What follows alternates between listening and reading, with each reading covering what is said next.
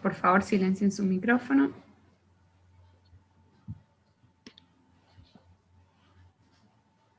Estamos en YouTube. Bueno, buenos días y bienvenidos y bienvenidas a todas las personas que están viendo una nueva defensa de tesis de licenciatura en física del Departamento de Física de la Facultad de Ciencias Exactas y Naturales de la Universidad de Buenos Aires. En esta oportunidad, el estudiante que defiende su tesis es Manuel Echevest, que defiende la tesis de título Turbulencia en flujos rotantes con precesión, la que hizo bajo la dirección de Pablo Dimitruk. Los dejo con Manuel. Muchas gracias. Bueno, muchas gracias, Silvina. Como dijo Silvina, yo soy Manuel y voy a hablar de mi tesis que se titula Turbulencia en flujos rotantes con precesión y que hice bajo la dirección de Pablo Dimitruk, con una gran colaboración, debo mencionar, de Mauro Fontana. Lo hice en el grupo Fluids and Plasmas, o FLIP, el Departamento de Física de nuestra facultad. Entonces, primero, a ver si pasa.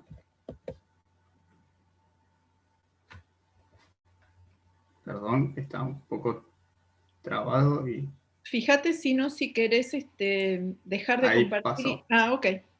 Ahí pasó, cualquier cosa me van diciendo, esperemos que no pase, que no pase tan lento. Bueno, entonces hablemos un poco de las motivaciones para esta tesis, de lo que nos motivó, los objetivos que se plantearon en el trabajo y el modelo que se utilizó para poder estudiar estos objetivos. Primero hablando un poco de, como decía, las motivaciones del campo magnético terrestre, que desde que se conoce es útil en aplicaciones tecnológicas, como por ejemplo para la navegación en las brújulas, en el armado de brújulas. También sirve para predecir tormentas solares, y además es indispensable para la vida humana en el planeta, básicamente porque funciona como un escudo frente al viento solar y rayos cósmicos que no permite que se barra la atmósfera. Vamos a estar hablando todo el tiempo de dínamos y efecto dínamo, porque es la forma en que se genera el campo magnético, en particular el campo magnético terrestre se llama geodínamo. Y acá tenemos una imagen de cómo se compone la Tierra, desde afuera hacia adentro, primero por la corteza, esto no está a escala, luego viene el manto, y por último tenemos el núcleo, que además se divide en un núcleo interno y externo. El núcleo interno es sólido, y el núcleo externo se compone de un fluido conductor. Entonces, este efecto dínamo que genera el campo magnético y que lo mantiene en el tiempo, se genera gracias a la turbulencia en el núcleo externo que recién les nombraba. Algunos posibles orígenes de la turbulencia para generar el dínamo son los efectos térmicos y convectivos que se dan en la interfaz entre el núcleo interno y el núcleo externo, y por otro lado también está la opción del forzante que genera la precesión en la rotación de la Tierra, que es el que estudiamos en este trabajo, el que vamos a estar hablando, y vamos a ver un poco más qué es la precesión y demás. Una característica muy, muy interesante del campo magnético terrestre son las llamadas reversiones geomagnéticas. Básicamente, si pensamos al campo magnético de la Tierra, con su desarrollo multipolar, se sabe que es mayormente dipolar, entre un 80 y 90% de la componente dipolar, depende de dónde se lo mida, y básicamente esta característica del campo consiste en, si tenemos la magnitud vectorial del momento dipolar magnético, de esta manera, donde z corresponde a esta coordenada que es de la rotación de la Tierra, y está dibujado de esta manera debido a que en realidad los polos magnéticos y el polo geográfico no coinciden, están desplazados entre sí, si bien es un esquema bastante sencillo.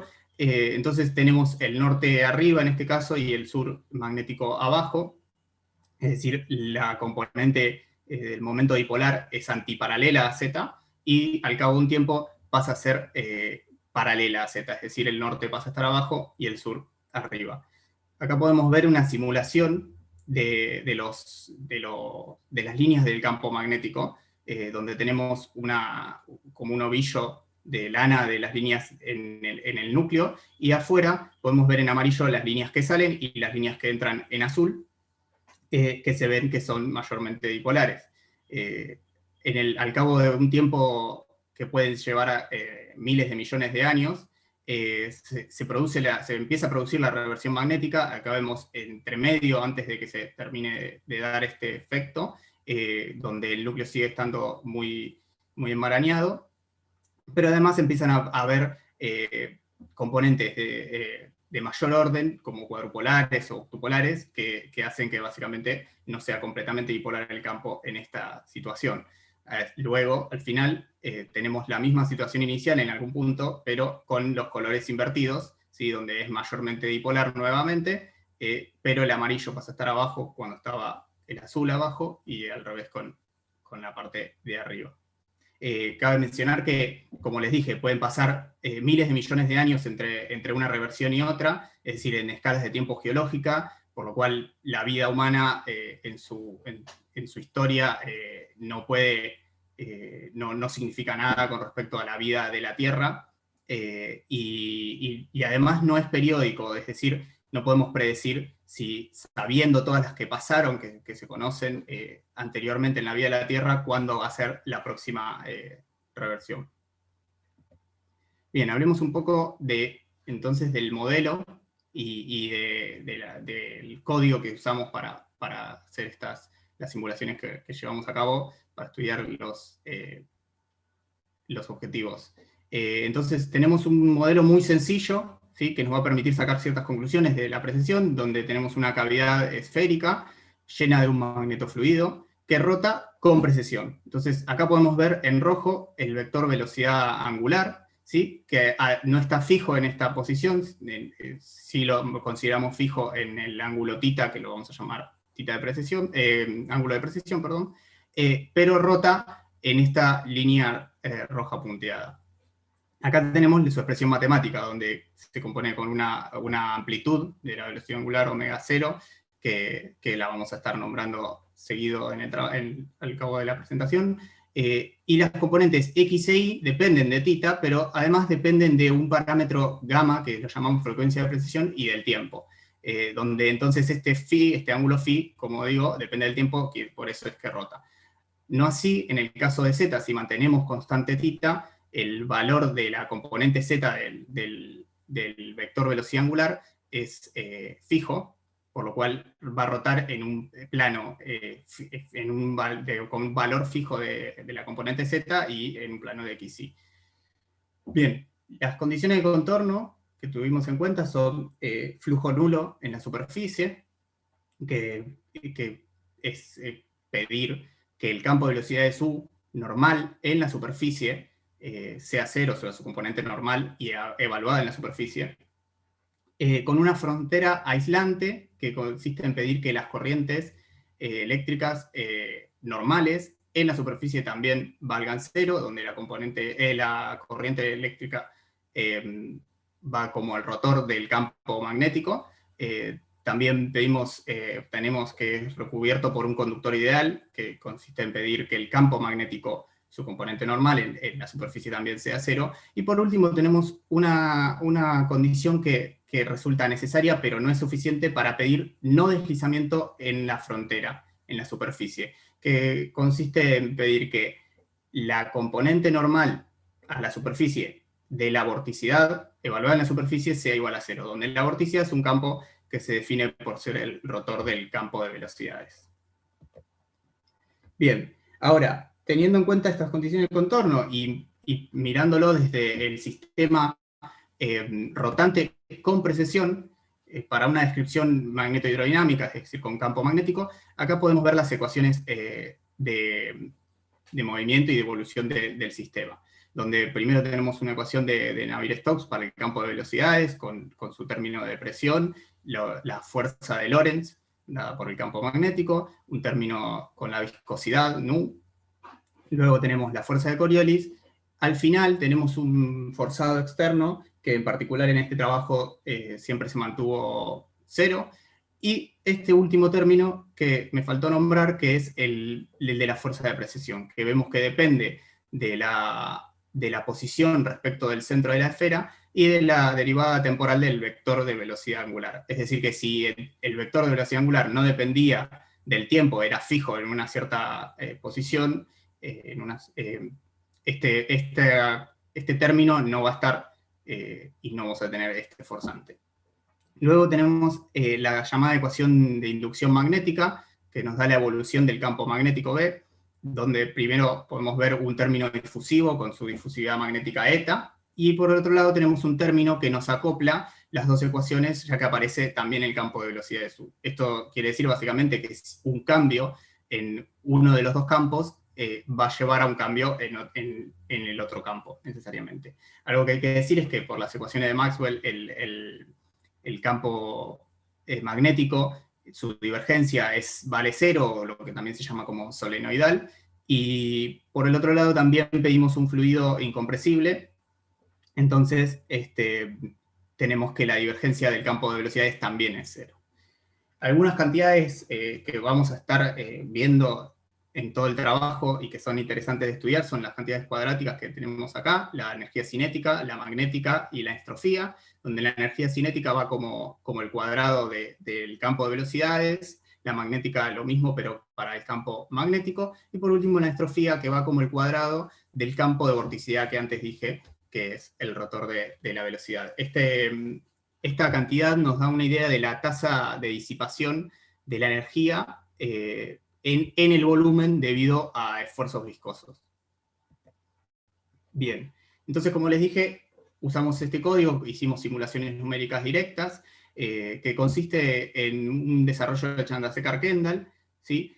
Que es básicamente una base completa ortonormal, que se crea a partir de pedir que los elementos de la base sean autofunciones de su rotor, o lo que es lo mismo, que sean proporcionales con una constante de proporción K, que ya vamos a estar hablando un poco. Entonces, de esta manera podemos describir a los campos de velocidad y el campo magnético como una suma en ciertos índices de coeficientes que dependen del tiempo y los elementos de la base que dependen solo de la posición. Dependiendo de los valores máximos que uno le ponga en el código a estos índices que se suman, nos da la cantidad de coeficientes que usamos, que en nuestro caso fue de 960, y además, por cómo están construidas esta base de Chandrasekhar-Kendall, podemos ver que entonces los campos que eran rotores, o sea, la vorticidad y en algún punto las corrientes, quedan descritos de una manera muy similar, pero con esa constante de proporción K, que es similar también al número de onda, o va a ir como algo parecido al número de onda. Entonces, conociendo estas bases en el espacio y evolucionando los coeficientes en el tiempo, conocemos todos los campos en la esfera en todo el tiempo. Por lo tanto, este es un código puramente espectral o de Galerkin, ¿sí? Y que para evolucionarlo necesitamos las ecuaciones de movimiento que habíamos visto antes para estos coeficientes, utilizándolos en esas ecuaciones, y además utilizamos un integrador de Runge-Kutta de orden 4. Ahora, con esta descripción, las cantidades cuadráticas quedan definidas de una forma muy sencilla, ya que solo dependen de los coeficientes, como vemos acá, la energía cinética depende de los coeficientes solo de la velocidad al cuadrado, de los coeficientes del campo de velocidades. La energía magnética depende de los coeficientes, pero del campo magnético, también al cuadrado, y la entropía depende de los coeficientes de la velocidad, y además aparece el K del que veníamos hablando al cuadrado, debido a cómo está conformado. Por último, para cerrar con esto, los parámetros que se pueden modificar en el código y que tuvimos en cuenta son omega 0, que como les venía diciendo antes, que es la amplitud de la velocidad angular, gamma, que es la frecuencia de precesión, la viscosidad cinemática, nu, eta, que es la difusividad magnética, que en el trabajo siempre se mantuvo igual a la viscosidad, y el ángulo de precesión θ, que lo mantuvimos fijo en 23 grados, que es aproximadamente el ángulo de precesión de la Tierra. Entonces hablemos un poco de los resultados que obtuvimos, que los vamos a separar en los resultados HD hidrodinámicos sin campo magnético, y luego la incorporación del campo magnético en MHD. Primero acá tenemos una tabla de las simulaciones que hicimos, que en total son 40, para el caso HD, donde podemos ver que variamos tanto omega 0 como gamma y nu. En las primeras vemos que gamma es 0, esto significa que no tenemos el término de precesión, y luego tenemos valores de omega 0 que van en 1, 4 y 10, con los gamas que van de 0,1 a 1 y 10, y las nubes que después también vamos a estar hablando mejor. Muy bien. Entonces, primero veamos en los casos de las corridas que no tenían precesión, H sin precesión. Lo que pudimos ver es que, reproduciendo resultados anteriores, la energía cinética en el tiempo decae de forma aproximadamente exponencial, pero además de eso podemos ver por los distintos colores que decae más rápido a medida que se aumenta el parámetro omega 0, que era la amplitud de la velocidad angular, o la tasa de rotación si quiere. Además de eso, por la teoría se espera que la tasa, un resultado de decaimiento exponencial, vaya como la raíz de este parámetro omega 0, que básicamente acá podemos ver esa relación, y con un ajuste lineal vemos que nos da la relación esperada. Luego les había estado hablando de la otra cantidad cuadrática de la entropía, entonces también podemos ver acá las distintas, en realidad son la misma evolución de la entropía en el tiempo, pero en distintas escalas, acá en escala lineal y acá en escala logarítmica, para ver distintas características de mejor forma. Por un lado vemos que entonces presentan unos picos al inicio de la corrida y luego un decaimiento exponencial. Esos picos, a medida que uno hace crecer el valor de omega 0, son más altos y además se producen más temprano respecto de las demás corridas. Y además acá podemos ver que el decaimiento exponencial también resulta más rápido a medida que es mayor esta tasa de rotación omega 0. Otra cosa que podemos ver es, como les venía hablando de este número de onda K, cómo se estructura entonces la energía espacialmente. Para eso tenemos los espectros espaciales, o sea, la energía en cada uno de los K, que nos dice cuál es la proporción de la energía que va en cada uno de esos valores de K para las distintas corridas, y acá tenemos para tiempo igual a 1 cerca del inicio y tiempo igual a 6 en el final de las corridas. En este caso, lo que hicimos fue normalizar por el primer valor de K para que se puedan ver mejor las relaciones entre los distintos espectros. Y lo que vemos es que a medida que aumentamos el valor de omega 0, los espectros se vuelven más planos. Es decir, que se ve un desarrollo en los K grandes, que son las escalas espaciales pequeñas, y en particular son las más difusivas, en concordancia con todo lo que veníamos hablando antes. Bueno, después pudimos agregar el término de precesión, y veamos cómo afecta en la evolución de la energía cinética el agregado de la precesión, teniendo en cuenta las condiciones de contorno del sistema que hablamos más al principio. Entonces nos quedan un término en superficie que depende únicamente de la viscosidad, y dos términos en volumen. Un término que de nuevo depende de la viscosidad de esos dos, pero además tiene que ver con la entropía, como les decía, la tasa de disipación de la energía en el volumen debido a los esfuerzos viscosos.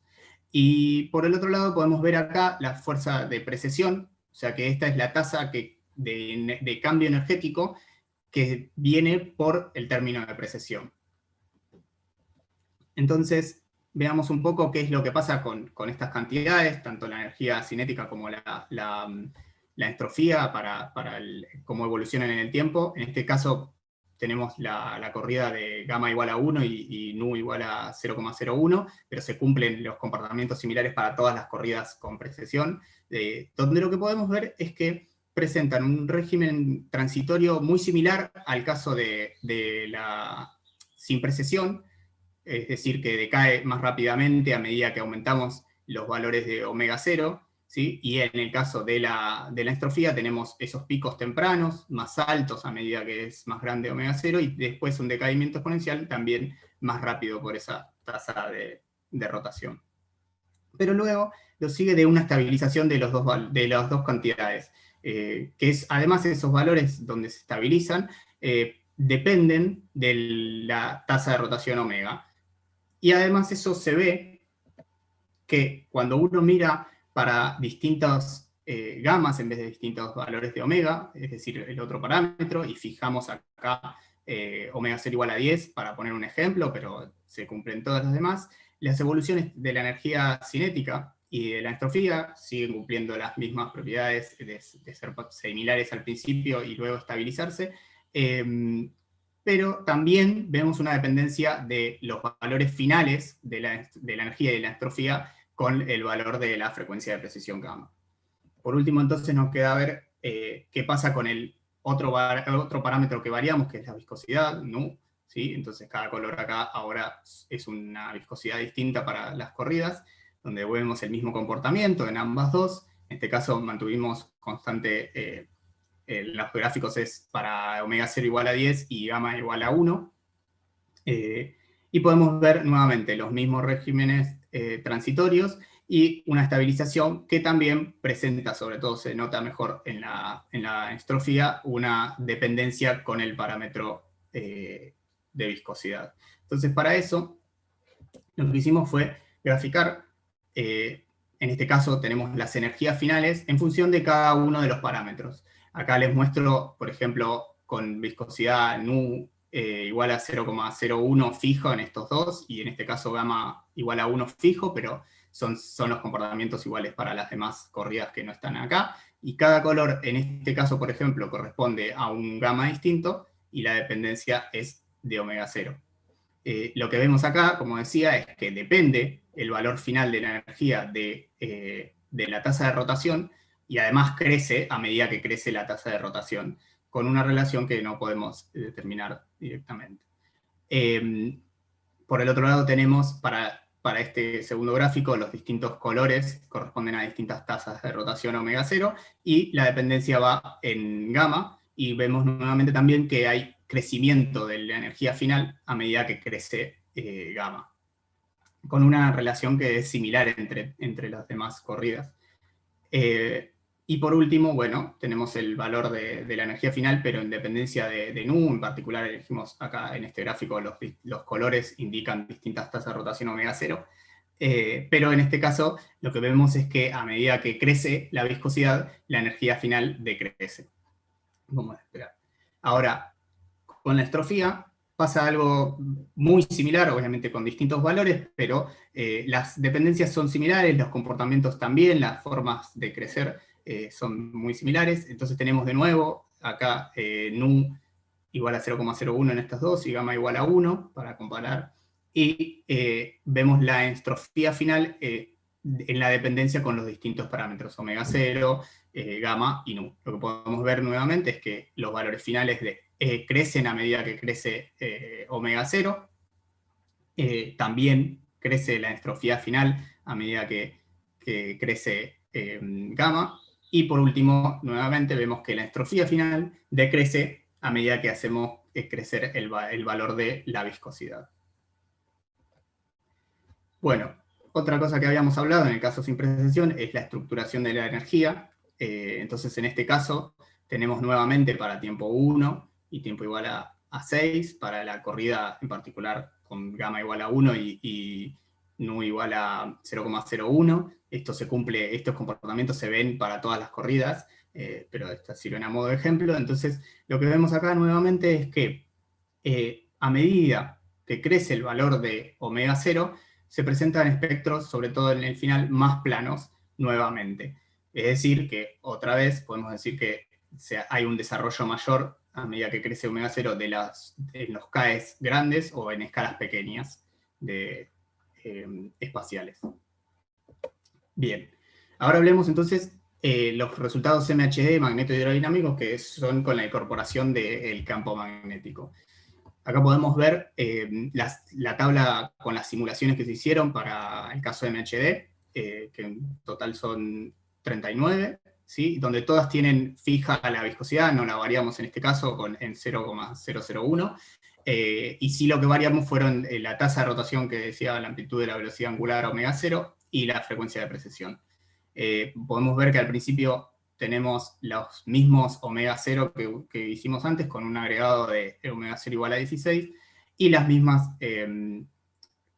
gamas que habíamos estudiado antes. Y luego tenemos los casos donde gamma pasa a ser negativo, o sea, los signos son distintos entre omega 0 y gamma. Y en particular exploramos con omega 0 igual a 1, 8 y 16, y gamas negativos que van de menos 1 a menos 5, saltando en menos 0,5. Entonces, veamos primero los que tienen la frecuencia de precesión positiva. Lo que podemos ver acá es los casos de omega 0 igual a 1 y omega 0 igual a 4, y en las columnas tenemos los distintos gamas, 0,1, 1 y 10.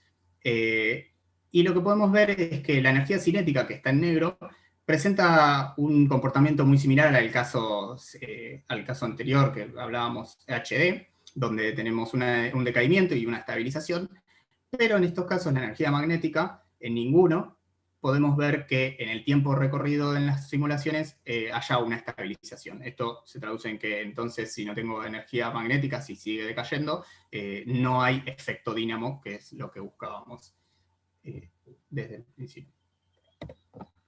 Luego tenemos las simulaciones con omega 0 igual a 10 y omega 0 igual a 16, ya tasas de rotación que son bastante más intensas, de nuevo con las columnas en los distintos gamas. Entonces acá tenemos la energía, por ejemplo en estos casos, la energía cinética sigue presentando el mismo comportamiento y la energía magnética decae en el tiempo que se recorrió.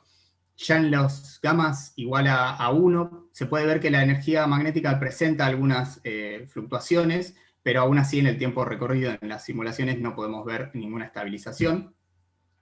Y por último, en gamas que también son el gamma que es más intenso, el gamma igual a 10, lo que podemos ver es que acá sí tenemos efecto dínamo, es decir, que las energías magnéticas presentan estabilizaciones en el tiempo.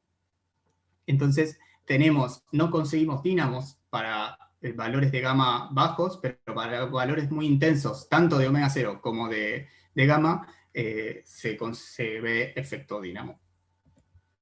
Ahora pasemos a lo que se llama precesión retrógrada, o lo que les venía diciendo, la frecuencia de precesión negativa, que en realidad alcanza a pedir que los signos de gamma y de omega 0 sean distintos, es decir, que roten en distinta orientación. Y acá podemos ver dos ejemplos de las corridas. Como les dije, íbamos de gamma igual a menos 5 a menos 1, sumando en pasos de 0,5, para el caso de omega 0 igual a 1.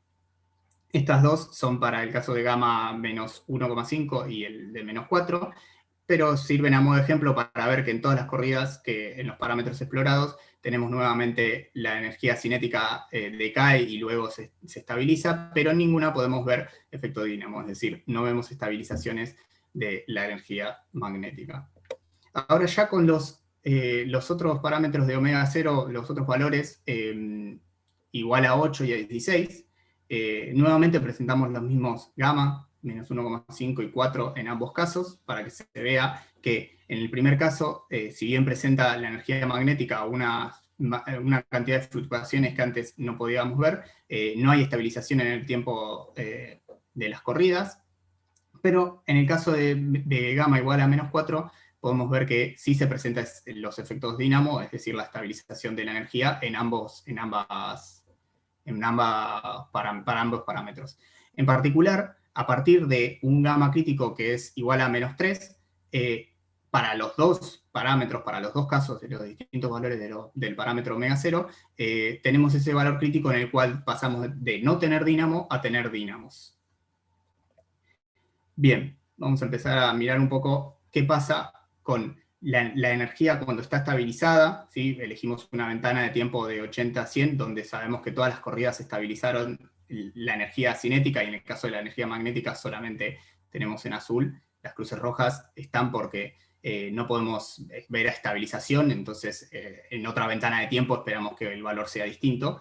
Y tenemos entonces el valor medio de la energía en esa ventana temporal, dependiendo del parámetro gamma o de su módulo de la frecuencia de precesión. Lo que podemos ver acá es que la energía cinética, tanto como la magnética, presentan, para los casos de omega 0 igual a 8 y omega 0 igual a 16, para ambos casos presentan leyes de potencia, es decir, que el valor medio de la energía va como el módulo de gamma de algún exponente, que si bien parece, como les decía, en las cruces rojas, seguir alguna relación similar, esperamos que en el tiempo sigan decayendo, con lo cual esto no se puede asegurar ni mantener. Bien, para seguir caracterizando un poco estos dínamos de los que estamos hablando y que pudimos generar, lo que vemos acá son los espectros de dos corridas. En particular tenemos para omega 0 igual a 8 y gamma igual a menos 4, y omega 0 igual a 16 y gamma igual a menos 4,5, de la energía magnética, ¿sí? Estos son los espectros de la energía magnética, para ciertos tiempos 100, 200, 300 y 400 en ambos casos, si bien esto se ve el mismo comportamiento para todas las corridas y para todos los tiempos. Para que se vea un ejemplo, mostramos solo estos. Lo que podemos ver acá es que la energía magnética está toda depositada en los CAES grandes, es decir, en escalas pequeñas espaciales. Entonces lo que podemos asegurar es que los dínamos que tenemos tienen un régimen de pequeña escala. Como les dije, se cumple para todas las corridas, entonces todos los dínamos que generamos con el caso de precisión retrógrada son de pequeña escala. Acá podemos ver un ejemplo del campo magnético generado en la corrida para omega 0 igual a 8, para gamma menos 4 y el tiempo 800 en particular. Lo que vemos acá entonces es un corte en el plano z igual a 0, en la mitad de la esfera, del campo magnético, que representa la escala de colores, representa la componente z del campo magnético, y las flechas representan las componentes X e Y de dicho campo. Algo de lo que venía hablando al principio y que todavía no nombré de nuevo, son las reversiones magnéticas, y lo que queremos ver entonces es si los dínamos generados tienen esa característica de presentar reversiones. Entonces acá podemos ver un gráfico para el caso de la corrida omega 0 igual a 8 y gamma menos 4, de la componente del momento dipolar en Z, ¿sí?, normalizada por el módulo de su vector, del vector, en el tiempo, ¿sí?, la evolución temporal, que en este caso va de 0 a 1000, y en azul tenemos los valores positivos de esta magnitud, y en rojo podemos ver los valores negativos. Entonces de acá, si bien se ve enmarañado, podemos ver que entonces nuestros dínamos presentan múltiples reversiones magnéticas. Para ver un poco mejor, entonces, cómo son esas reversiones, qué dinámica tienen y cómo se comportan, lo que vemos acá es para todos los dínamos generados con precisión retrógrada, tanto de omega 0 igual a 8 como omega 0 igual a 16, ¿sí?, los mismos gráficos de la componente Z normalizada del momento dipolar magnético en el tiempo, pero en una ventana temporal más chica, ¿sí?, de 80 a 100, donde todos están estabilizados, y a medida que bajo en los gráficos, ¿sí?, voy aumentando el valor del módulo de gamma, es decir, que si acá tengo el gamma crítico menos 3, acá tengo el gamma final que exploramos, que es el menos 5. Entonces acá se puede ver que las dinámicas de los momentos dipolares de todos los dínamos, en ambos casos, son más rápidas, es decir, tengo muchas más fluctuaciones a medida que aumento el valor del módulo de la frecuencia de precesión. Ahora bien, para hacer un análisis un poco más detallado de algún tiempo característico de estas reversiones y de esta característica, valga la redundancia, lo que tenemos acá es un análisis, son los histogramas de tiempos de espera tau que son de intervalos entre una reversión magnética y la otra, ¿sí? De nuevo, a medida que bajamos en los gráficos, mirando hacia abajo los gráficos, el módulo de gamma es mayor, es decir, acá teníamos gamma igual a menos 3, y acá tenemos gamma igual a menos 5, saltando en menos 0,5 de los valores de gamma. y podemos ver que hay un mayor dominio de los tiempos de espera cortos a medida que aumenta el valor del módulo de gamma, donde acá son más estables, no sé si decirlo así, pero vemos que no podemos decir que el dominio de los tiempos de espera cortos sea mayor acá que acá. Con lo cual va en concordancia con lo de la dinámica rápida a medida que aumenta el valor del módulo de la frecuencia de precesión. Entonces, cerremos y contemos un poco lo que vinimos hablando con las conclusiones del trabajo. Entonces, primero que nada, pudimos reproducir resultados previos en la literatura para el caso que es HD sin precesión, ¿sí? Rotante, donde vimos que la energía cinética decae de forma aproximadamente exponencial, con una tasa de decaimiento que va como la raíz de omega 0 de esa tasa de rotación, es decir que a medida que aumenta omega 0 decae más rápido la energía. También vimos que la entropía presenta picos al inicio de las corridas, que además son más grandes y se presentan más temprano en el tiempo a medida que aumenta el valor de omega 0, y luego tiene un decaimiento exponencial que también es más rápido a medida que aumenta el valor de la velocidad, de la amplitud de la velocidad angular.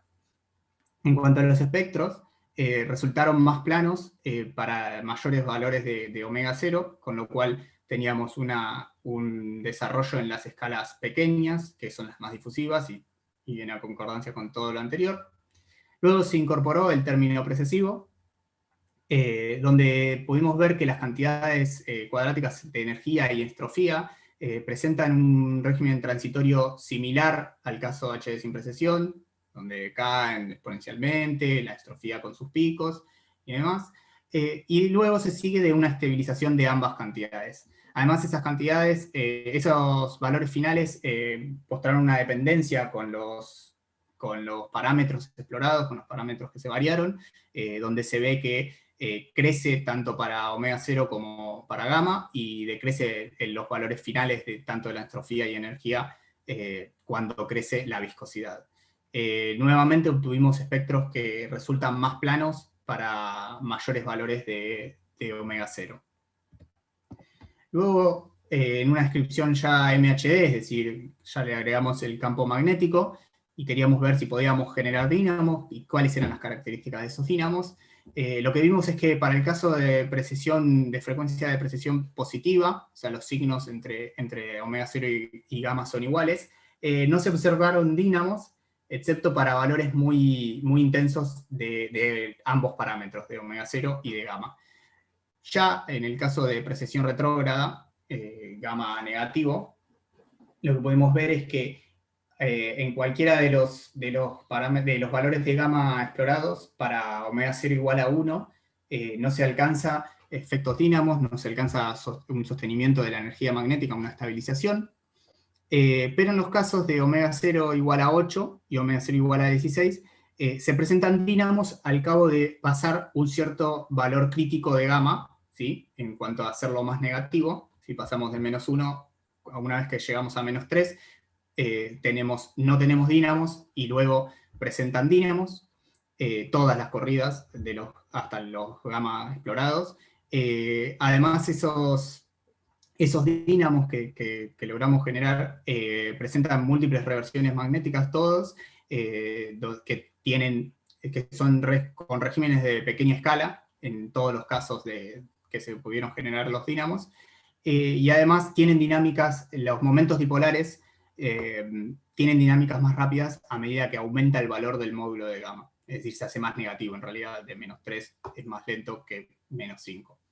Y haciendo un análisis estadístico de los tiempos de espera entre una reversión y otra, pudimos ver que hay un mayor dominio de los tiempos de espera cortos para valores más altos del módulo de gamma. O sea, también son dinámicas más rápidas.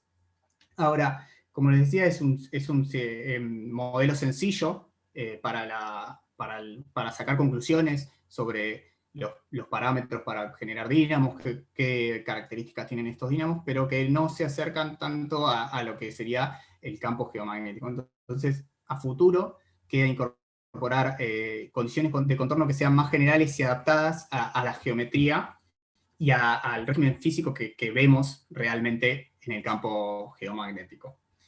Eso es todo, muchas gracias.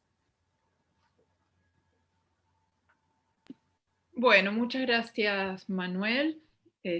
Muy interesante, felicitaciones. Entonces vamos a pasar a las preguntas de los jurados, y al que tengo en primer lugar es a Fernando Minotti. Así que le paso la palabra a Fernando. Bueno, muchas gracias, Silvina. Bueno, ante todo te felicito por todo, por la presentación que hiciste ahora y por la presentación escrita en la tesis también, además del trabajo obvio y claro que está hecho y presentado, ¿no? Bueno, digamos, desde ya los resultados son muy interesantes cuando todos los miras, ¿no? Es interesante el hecho de que la energía, en el caso hidrodinámico, bueno, aún en el caso magnético, la energía del flujo hidrodinámico, digamos, puede ser sostenida aún cuando el gamma es positivo o negativo, ¿no? En los dos casos. Mientras que la energía magnética no es así, ¿no? No. Y, digamos, has visto, por ejemplo, si has estudiado, por ejemplo, la evolución de la energía cinética o la ecuación, digamos, de la evolución de la energía cinética. Habías puesto la evolución de la energía total, ¿no es cierto? No, en una de las en la slide puse la evolución de la energía cinética, claro, HD. La HD, exacto, claro. En el caso MHD, por ejemplo, en el caso... Está bien. Sí, sí. Perfecto. Ahí aparentemente, no sé, bueno, del término fuente, si querés, el término asociado a la precesión, da la impresión como que las velocidades que se inducen en promedio son las necesarias justamente para que la energía cinética en un momento crezca, ¿no? Sea positivo ese término. Y en principio el signo cambia con el gamma, ¿no? Claro, el omega exacto, punto, claro. sí. O sea que hay una adaptación de la U al signo de gamma para que ese término, bueno, termine siendo positivo. Claro, algo equivalente con la energía magnética, lo has visto, digamos, a partir de la energía, de la ecuación de evolución del campo magnético, también puedes escribir una evolución de energía magnética total, global, digamos, donde se podría ver alguna cosa similar a esto. ¿Eso no lo has visto? No. Bueno, está bien. No, claro, no directamente. Sí, entiendo la pregunta. Entiendo la diferencia que me marcás de justamente la energía cinética. Evidentemente la velocidad se compone, pero también es verdad que vimos que en los casos de precesión retrógrada, la energía cinética sube incluso más. Ok. El valor se ve, sobre todo... Fíjate que los valores de la energía cinética de estabilización, acá, por ejemplo, están en orden de magnitud bastante bajo respecto de 1, o sea, son 0,001, por ejemplo, y en los casos que ya de precesión retrógrada, incluso los que no se generan dínamos, son valores más altos, y los que se generan dínamos son bastante más altos. No algunos creo que, si no me equivoco, llegaron al orden de 10, por ejemplo. Bueno, sí, en efecto. Pero no en particular eso, lo que me preguntaste de la ecuación, no lo estudiamos. No, está bien, era una curiosidad. Digamos, y otra, si querés, curiosidad también que tengo es la estructura del campo magnético, en el caso que tenés dínamo, ¿no? Propiamente. Vos mostraste el momento dipolar y las inversiones. Sí. El resto de los momentos son más o menos importantes. Aparentemente tiene una pinta de ser bastante caótico, por así decirlo, bastante poco regular, ¿no? El campo. O sea, las componentes no dipolares son importantes, me imagino. Bueno, eso sí, me quedaría a mirar bien justamente qué tanta proporción tenemos de una o de la otra. Pero sí, como dijiste vos, viendo el ejemplo, en este ejemplo de esta corrida, parece ser un campo bastante caótico que en principio a simple vista no se puede ver completamente dipolar para nada. pero habría que mirar mejor cuáles son las proporciones. No, está bien. Okay. Digamos, y finalmente, así una reflexión, si querés, te lo pido a vos, ¿no? Sobre la relación del modelo con el geodínamo real, digamos. Desde ya, por supuesto, están los efectos térmicos que no están considerados. Claro. Y ese tipo de cosas que son esenciales, aparentemente, para la generación del dínamo. Pero, claro, con respecto a los mecanismos que sí están considerados acá, por ejemplo, las tasas de inversión, ¿no? Los tiempos de espera, si querés, ¿tienen alguna relación con el gamma y con el omega 0? Lo que pasa es que, primero que es el caso real, digamos, simular el caso geomagnético es muy complicado. De hecho, este es un modelo muy sencillo, las condiciones de contorno no se ajustan, o sea, no tengo flujo de campo magnético hacia afuera, con lo cual tengo todo, digamos, tendría todo el campo magnético en el núcleo. Con lo cual lo que queremos hacer justamente es acercarnos más, cambiar las condiciones de contorno y acercarnos más a un caso más parecido al campo geomagnético. Lo que sí nos permite ver esto es que conocemos un poco qué tipo de dínamos generamos con la precesión, que podemos generar dínamos con la precesión, que además es mejor o más eficiente la precesión retrógrada. Vimos esta particularidad de que, bueno, tenemos un cambio del término de no dínamo a dínamo, digamos, según el gamma. Entonces podemos sacar algunas conclusiones del parámetro, de cómo entra el término precesivo, que no está muy estudiado, pero en general es muy distinto al régimen físico real del campo geomagnético como para poder hacer esos valores. De hecho, la precesión de la Tierra,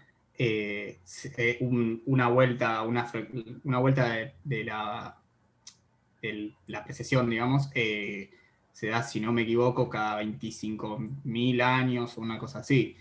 Son valores muy, muy chicos de gamma. Claro. Gamma. Está bien, ok. Sí, no para generar, no serían suficientes para generar dínamo. Aparte me parece que no son retrógrados, no importa, pero eso es otra cosa. No serían suficientes para generar dínamo, pero sí para influenciar el dínamo que existe y eventualmente llevar a una reversión, supongo. Claro. La idea es justamente ir acercándonos a algo más parecido para poder estudiar mejor la cuestión geomagnética y no la magnética solamente. Está perfecto. Bueno, te agradezco y te felicito de nuevo. Bueno, muchísimas gracias. Por mí terminar, ¿no? Bueno, muchas gracias. Y entonces pasamos a Germán, que es el que tengo siguiente. Bueno, te felicito, Manuel, por el trabajo. Debo decirte que me disculpes por haber aceptado ser jurado, porque cuando me invitaste pensé que lo que ibas a simular era el dínamo solar, del que tengo más conocimiento, y después me encontré con el geodínamo. Pero bueno, justamente voy a hacer algunas preguntas desde la ignorancia, ¿no? Entonces, una cosa que no me había quedado clara y que ahora sí en la charla quedó más claro, porque no estaba dicho explícitamente en la tesis, es que en donde aparecía que el dínamo autosostenido se debía a turbulencia en definitiva, ¿no? Y bueno, ahora lo dijiste, la charla, que la energía magnética aparece en la pequeña escala, ¿no? En los K grandes. O sea, esa sería la respuesta. Claro, sí, es verdad. No sé si estaba quedó dicho muy claro explícitamente, me parece, pero bueno, es verdad, supongo para ustedes quedará claro, ¿no? O sea, yo la vez que trabajé con dínamo, desde más o menos, digamos que desde la teoría, estoy más familiarizado con el dínamo de campo medio, ¿no? No con la descomposición espectral, ¿está bien? Entonces ahí uno como que ya mete un término turbulento y de movida, tiene un campo medio más un término turbulento, un término fluctuante, y ve que si no pone ese término no se genera dínamo. Bueno, acá en definitiva es que tenés los K grandes, ¿no? Ahí tenés acumulada la energía magnética. Está bien, eso me quedó claro. otra cosa que te quería preguntar es, o sea, hay trabajos de dínamos no precesivos. ¿Cuál es la diferencia fundamental que vos encontraste al incluir la precesión, digamos, con esos trabajos en que tenemos dínamos que no son precesivos?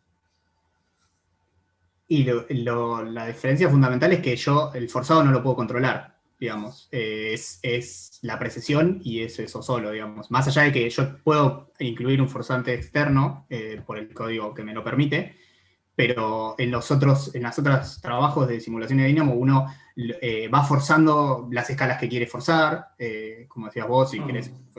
Acá no podés decidir nada respecto de cómo lo forzás. Pero también es verdad que muchas veces hacen forzados un poco más aleatorios y en sí no están recreando muchas veces algo completamente físico, sino que es, bueno, fuerzo estas escalas, veo qué pasa. Y en el caso de la precesión, bien o mal, es simplemente el efecto de que gire el vector velocidad angular.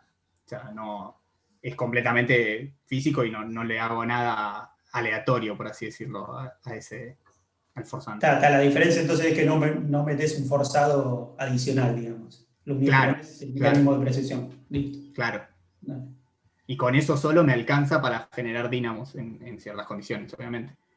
Entiendo. Está. Y por último, cuando terminé de leer el trabajo, me quedó como la impresión de que podrían haber hecho algo más, que es, o sea, ustedes adimensionalizaron todas las ecuaciones, los parámetros, ir a darle valores volver a los parámetros dimensionales, darle valores, y por ejemplo ver qué orden te daban los tiempos de reversión entre los tiempos de espera entre reversiones, ese tipo de cosas. Después me di cuenta que justamente habían tomado valores de omega 0 y gamma similares, cuando justamente lo que decían hace un rato, ¿no? Hay como 7 órdenes de magnitud de diferencia entre precesión y rotación, ¿no? Entonces la pregunta era esa, si uno en algún momento va a poder incorporar computacionalmente dos tiempos característicos tan distintos, ¿no? El de precesión y el de rotación. O no es posible, digamos, computacionalmente hacerlo. Sé que hoy no es posible. O sea, viendo esto encima, que si bien repito lo mismo, es un modelo muy sencillo, no comparado con el geomagnético. Entonces, también es verdad que ponerle valores saca conclusiones sobre un modelo muy sencillo de los tiempos entre reversiones y cosas de ese estilo. Pero no podría decirte yo cuándo va a poder ser y demás. La idea sí es ir acercándose, obviamente, a un régimen más parecido. De a poco. Primero hay que hacer este tipo de estudio para más o menos conocer el forzante y qué características. En definitiva sería incorporar, digamos, dos tiempos característicos tan distintos, sería mucho costo computacional para un modelo que todavía es sencillo y no representa, digamos, las características principales del geodínamo, por ahí. Y sí. No, sí, porque las principales sí, pero no el detalle, digamos. Claro, aparte, si vos te fijás, si vos quisieras poner un gamma como el de la Tierra, digamos, en este caso, muy, muy chico, fíjate que, como vos me dijiste, los gammas y los omegas son parecidos, ya de por sí, cuando son parecidos podemos llegar a tener dínamos, pero en los otros casos, por más que la energía cinética también se estabiliza, se estabilizaría muy, muy cerca del cero, o sea, en valores muy bajos, digamos. Entonces ponerlo ahora, aunque lo quieras poner, no tendría ningún sentido.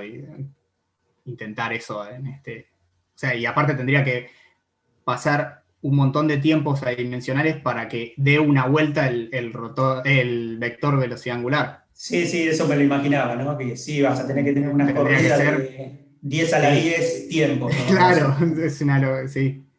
Sí, eso también. Está, bárbaro. Bueno, yo no tenía más dudas. Te agradezco las respuestas entonces. Bueno, muchas muchas gracias, Germán. Y entonces pasamos a Pablo Minin. Bueno, gracias. Manuel, me gustó mucho cómo estaba escrita la tesis. Compacta, prolija, clara. Tengo algunos comentarios de un par de errores que vi, pero estaba muy, muy bien. Y la presentación también me gustó. Y me gustó cómo lo ordenaste, así que muy bien. Bueno, te marco primero dos cosas, dos errores en la tesis para que te fijes. Uno, vos escribís las ecuaciones en el caso compresible, con lo cual arrastrás la ecuación de estado, pero la viscosidad que escribís, en términos de difusión, es la viscosidad en el caso incompresible. O sea, te falta un término que es el gradiente de la divergencia de U, claro, si vos le conservás el momento. Sí, entiendo. Claro, si sí, ya pasé, digamos, al caso que íbamos a tener en cuenta realmente claro, muy temprano. Claro, lo que pasa es que si escribís las ecuaciones con la entalpía, porque al final lo que terminás escribiendo dentro de la presión termina siendo un pedazo de la entalpía, ahí deberías tener el término completo de disipación, porque si no tenés problemas con la conservación del impulso. Ese es un comentario. Claro, sí, no. Y la otra cosa, que tenés una discusión de la longitud de Debye, que me causó gracia porque decís que no pudiste encontrar la longitud de Debye para el núcleo terrestre en ningún lado. Y lo que pasa es que la longitud de Debye ni siquiera está definida, porque el núcleo terrestre es un líquido. Entonces, la longitud de Debye tiene sentido en un plasma, que vos tenés un gas, y tenés una longitud de apantallamiento, porque tenés a los portadores de carga libres, tenés a las cargas positivas y negativas separadas, y entonces básicamente por una cuestión de choques y de longitud de camino libre medio, terminás con una longitud de apantallamiento. En el caso del núcleo terrestre es un líquido, está ligado el material. Y entonces no hay longitud de Debye, porque MHD no es una aproximación, es la descripción del sistema. Te das cuenta, ya tenés un medio continuo, o sea, no necesitas tomar el límite de una teoría cinética. Así que bueno, marcarte eso, porque me llamó la atención ver Debye. En el Sol está perfecto, pero en el núcleo terrestre ni siquiera lo necesitas. Así que bueno, esos dos comentarios y después te hago preguntas. Una que ya hablamos hace un tiempo, pero quiero ver cómo me lo explicas ahora. ¿Qué sistema de referencia estás usando? O sea, ¿a qué sistema están fijos tus ejes cuando escribís las ecuaciones con precesión? El sistema rotante con precesión. Perfecto, o sea, vos te movés con el omega total. Exacto, sí. Por ahí no quedó claro, lo tenía al principio, pero sí, o sea, yo me fijo, yo estoy solidario a la esfera, digamos, que rota con todo su término de omega. Perfecto, está muy bien. Y ahí aparecen estos términos así. Sí. Está bárbaro. Después te iba a preguntar justamente por cuánto valía el número de Poincaré para la Tierra, pero ya te lo preguntaron. Entonces te hago directamente el comentario. Sí, el número de Poincaré de la Tierra está cerca en orden 10 a la menos 7. Claro. Una cosa que vos no decís en tu tesis, pero digamos, está bueno si en algún momento hacen más cosas con esto, es los experimentos de laboratorio suelen tener números de Poincaré entre 10 a la menos 1 y 10 a la menos 4. Hay experimentos en Francia con sodio líquido, creo que en Grenoble, que hacen precesión y tienen 10 a la menos 1. Y el experimento de Dan-Leistrup, de 10 a la menos 1 y de 10 a la menos 4 no vi ninguno. 10 a la menos 4 es un experimento de Dan-Leistrup en Maryland, que tiene una esfera de 3 metros de radio, y el 10 a la menos 4 sale solo del hecho de que como la esfera está en el laboratorio y gira sobre la superficie de la Tierra y está en Maryland, cuando haces la cuenta, solo la rotación de la Tierra te da una precisión con un Poincaré de 10 a la menos 4. Ah, ok, ok. Y, Claro, y Layson sí, tiene muy chico. experimentos muy lindos en los cuales deja la esfera quieta y básicamente espera a ver qué flujo genera la rotación de la Tierra. O sea Ok. que efectivamente Ah, hace ok, lo mismo que claro. vos con un Poincaré de 10 a la menos 4. Y no Ah, tiene dínamo. bueno, me lo vas a tener que pasar entonces. Dale, después te paso la referencia. Dale, buenísimo. Bien. Y ahora vienen las preguntas de los resultados. Ustedes ven un omega crítico Un y gamma. parecería ser independiente del número de Reynolds, del número de Reynolds magnético, del número de Poincaré. Entonces, te hago un par de preguntas. Tenés una figura, viste, en la que mostrás la energía magnética en función del número de Poincaré, que la mostraste en la charla. Está. Esa.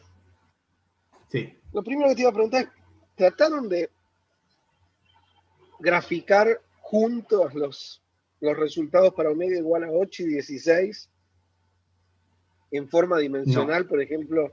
No. no. No, eso no. Y la pendiente que vos marcás ahí como Eh, referencia, ¿qué es? Yo estuve tratando de tirar números y me pareció que va como gamma al cubo. sí, va.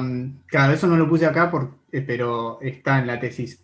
Van como. Las de la energía cinética iban como más o menos gamma al cubo, cerca de algunos de gamma a la cuarta. Las de magnética se acercan un poco más, me parece, a la cuarta, si no me equivoco.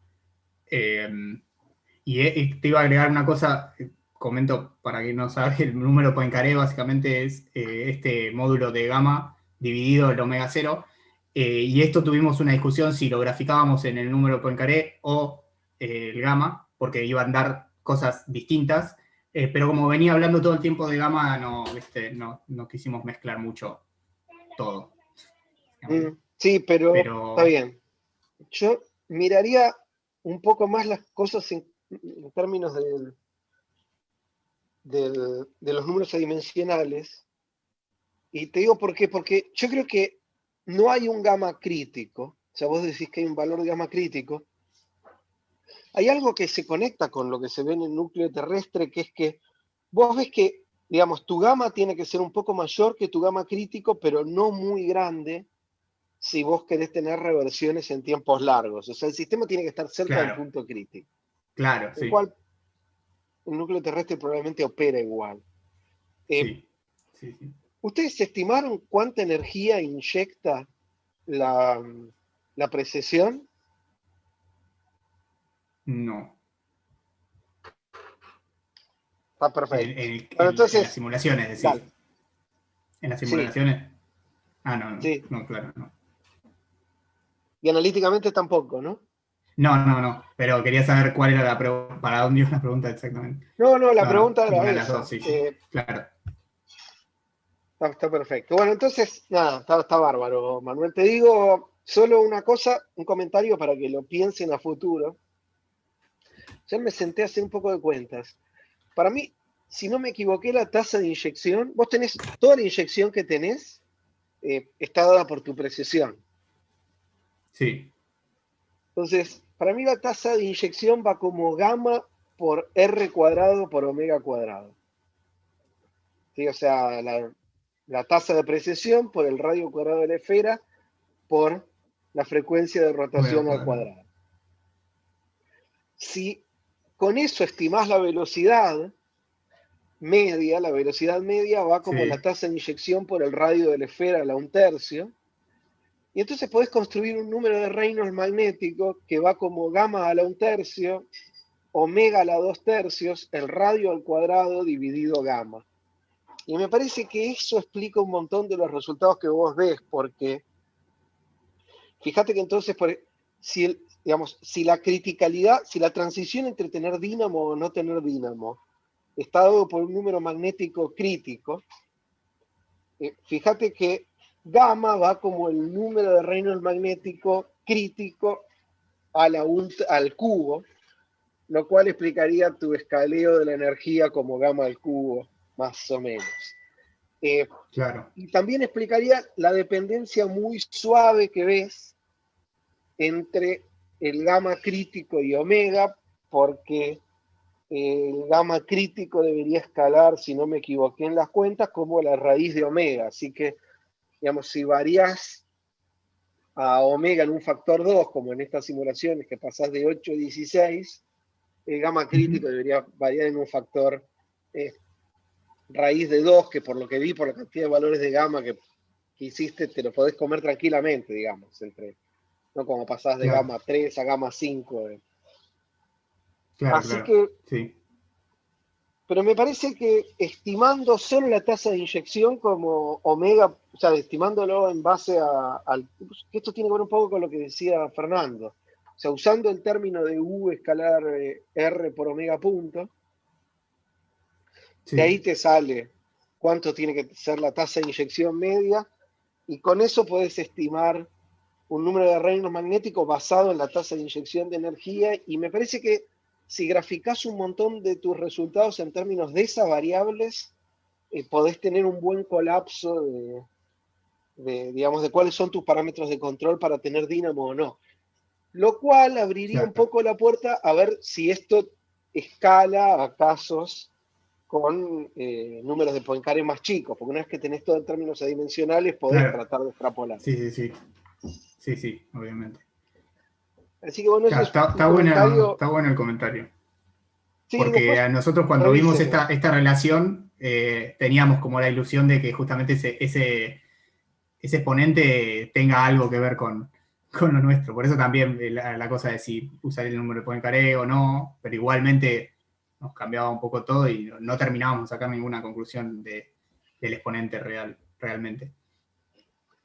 Yo te diría, vos tenés un montón de simulaciones, así que yo trataría de hacer un scatter plot con los números adimensionales, o sea, con el número de reinos magnéticos basado en la tasa de inyección, con el número de Poincaré, y tratar de ver cuál es la línea, digamos, que te separa tu inestabilidad. Y yo creo que tenés resultados que están muy, muy lindos. Así que bueno, felicitaciones, eso es todo lo que tenía para decirte, Manuel. Bueno, buenísimo. Muchas gracias por por los comentarios y por las Bueno, felicitaciones también. muchas gracias, Pablo. No sé, Manuel, si vos querés hacer algún agradecimiento antes de dejar de transmitir por YouTube. No, principalmente a Pablo y a Mauro, como dije, que Mauro también estuvo actuando como un codirector, aunque no sea en papeles, y a ellos dos por toda la paciencia. Bueno, muy Muchas bien. gracias.